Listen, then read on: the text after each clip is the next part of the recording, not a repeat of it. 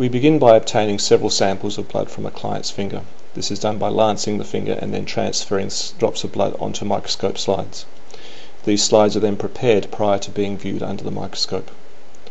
Once the slides are ready, they are placed directly under the microscope, where the practitioner will view the sample through the microscope directly and also display the sample on a monitor for the client to see. We begin by evaluating the blood in dark field microscopy. The reason that we use dark field microscopy is to identify certain elements that cannot be seen clearly in bright field microscopy. Once we move into the bright field arena, we increase our magnification and we begin to look more closely at such things as the changes in size or changes in shape of red blood cells, various inclusions in the red blood cells, their opacity and so forth.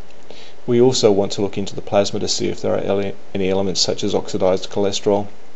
And although we can see white blood cells in this sampling, we prefer not to identify using visual observation here.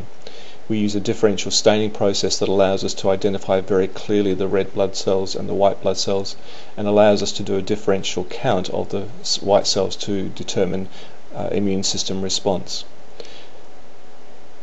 We then move into looking at the dried sample. This sample shows us various elements such as the white areas, which is known as polymerized protein, and dark areas which indicate congestive process. The dark areas are made up of a compound called fibrin.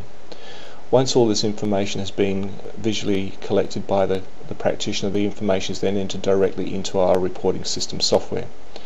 This allows for the input of data into such areas as the live blood, the stained blood, and of course the dried blood.